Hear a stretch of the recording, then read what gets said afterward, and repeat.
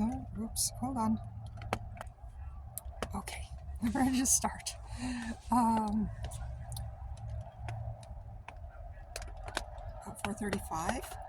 It's been raining all day, cold. It's like in the 40s out. It's forecast to get to maybe up into the 20s Fahrenheit tonight. Um, Definitely around freezing, so it's cold, but raining steady all day, and so I prepared, and so far so good. It's giving me the time to just again organize some more stuff. And so yes, I spent a couple nights now, slept here, and so 48, a little more, about 48 hours, um, being outside now, and in the cold, and but bundling and acclimating, and right now for my particular um, situation, so far so good. I'm staying warm.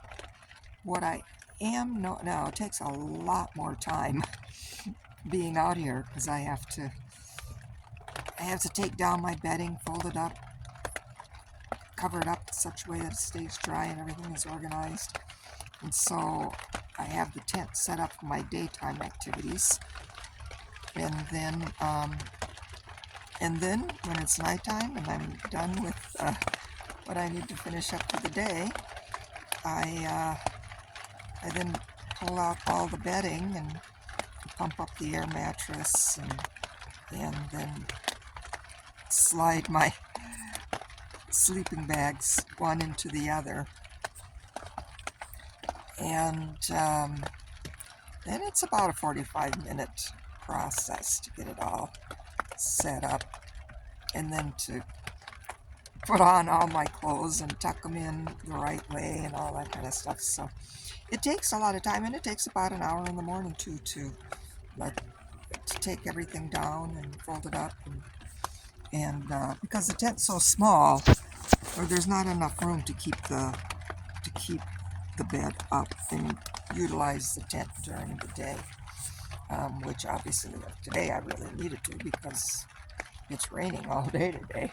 Might be able to hear some of the raining sounds on the tarps. But what I have noticed is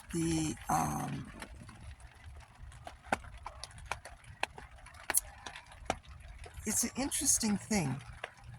Oh, that's where that light is from. Okay. It's an interesting thing. I feel much more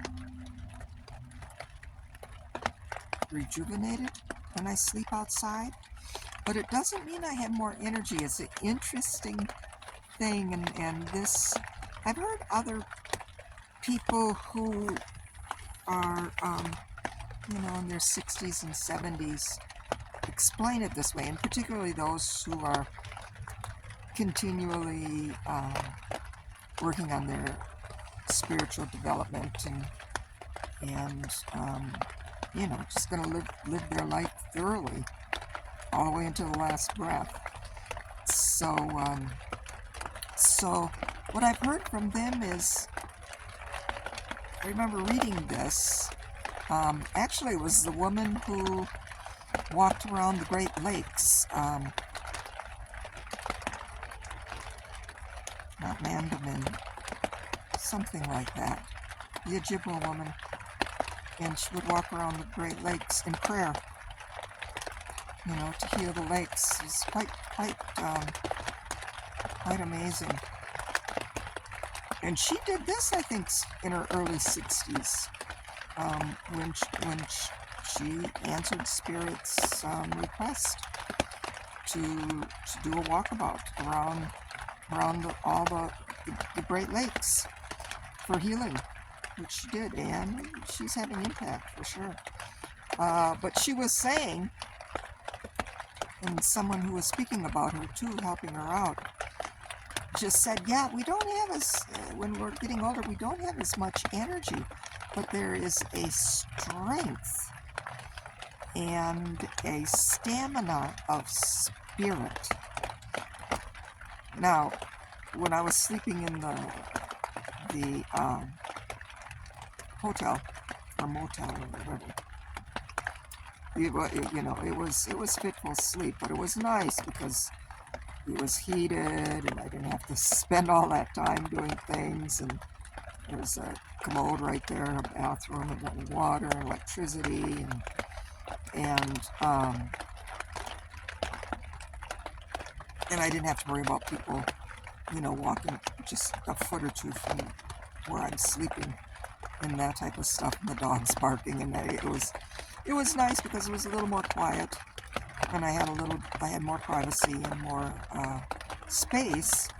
But all of that electrical wiring and just the chemicals, of course, clean chemicals, and the god-awful feng shui of those rooms, like, I was able to rest as well, and I slept till I was done, and I rested in the afternoon, and it was really very helpful during the time that I was there, because then I could focus my thought on other things rather than doing all of the tedious work of, being outside in a tent. And it's a lot of work. But it's good work. Very good work. And I'm grateful for it. But the difference in sleep, though, and the recuperative energies when I sleep outside, it's not so much the energy of my body, but the strength and the energy of my spirit is just becoming more in healing.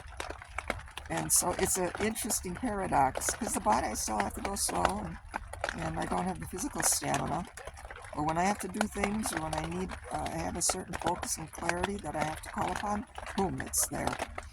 And then I take care of what needs to be taken care of, and then it's back down to grandma gear.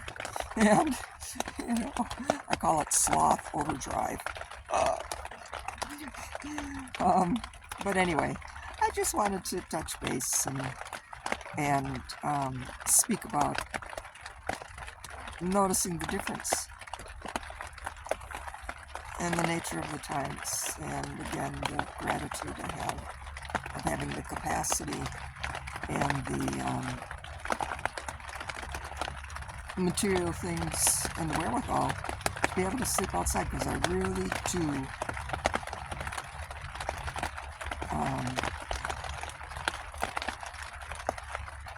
you get a lot of healing out here, very much so.